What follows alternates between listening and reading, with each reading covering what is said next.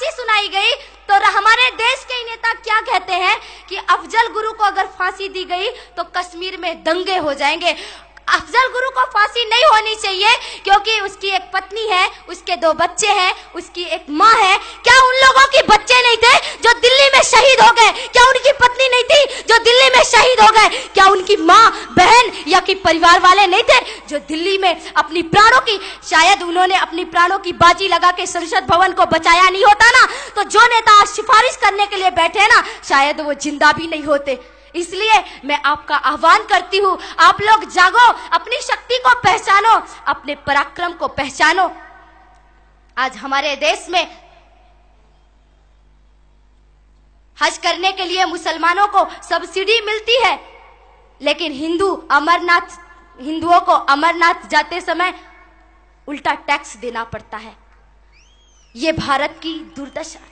किसके कारण? कहा जाता है कि अल्पसंख्यकों को सुविधा दी जाती है। ठीक है, नागालैंड, मेघालय जैसे देशों में हिंदू अल्पसंख्यक है, क्या उन्हें कोई सब्सिडी, क्या उन्हें कोई विशेष सुरक्षा मिलती है? नहीं मिलती। आजादी के दौरान पाकिस्तान में हिंदू जनसंख्या 41% थी, जो घट करके 7% हो चुकी है। आज का एहसान फरामोश बांग्लादेश, वहां हिंदू जनसंख्या 30% थी, जो आज घट करके 1% हो चुकी है।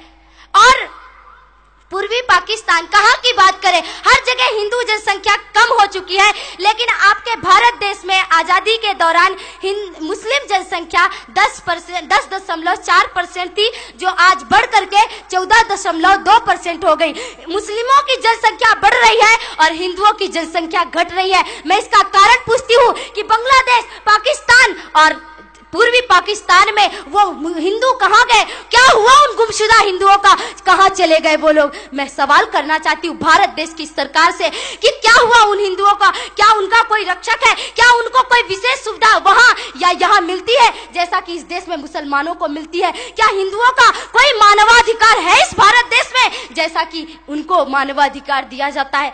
आज बहुत विडंबना है हमारे भारत देश की। कश्मीर में वहां की बहनों के साथ कुकर्म होता है, वहां आज तक कोई हिंदू नेता नहीं बना। हमारे भारत देश में एक सिख प्रधानमंत्री, एक मुस्लिम राष्ट्रपति, एक ईसाई रक्षा मंत्री, कहां हुआ? सिर्फ भारत देश में। ऐसा किसी अन्य देश में हुआ हो तो आप मुझे बताइए। ऐसी व्यवस्था सिर्फ भारत की ही हो सकती है। और हमें इस बात का गर्व भी है क्योंकि विवेकानंद जी कहते थे कि हिंदू कोई धर्म नहीं, हिंदू तो एक उत्तम जीवन जीने की कला है। हिंदुत्व पे हमें गर्व है और ये हिंदुत्व, ये भारत भूमि, ये पवित्र भूमि, हमें इसका गर्व है। हमारे भारत देश में जब भी जयकारा लगाया तो ये नहीं कहा भारत का कल्याण हो, विश्व का कल्याण हो, सर्वे भवन्तु सुखिनः के भावों से हमारे हृदय भरे रहते हैं। लेकिन आज दुर्भाग्य है, हमारा अंतरिक्ष, हमारा गगन,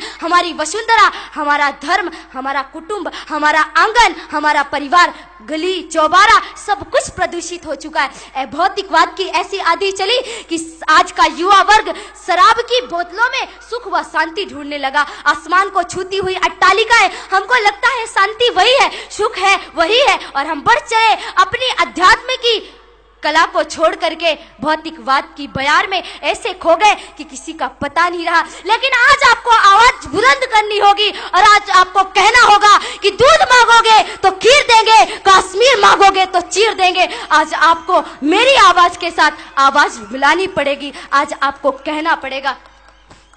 लोग हमें डराते हैं, हमें धमकाते हैं, लेकिन आज मैंने कहा ना, हम 100 करोड़ हैं, 1 लाख हमलों से भी नहीं मरेंगे अगर हम एकत्रित हो गए तो। इसलिए बताना है आज उस सभी को कि हम डरते नहीं अणुबम्बों से, विस्फोटक जलपोतों से, हम डरते हैं ताशकंद शिमला जैसे समझौतों से। सियार भेड़िए से डर सकती, सिंगों की औलाद नहीं। भरत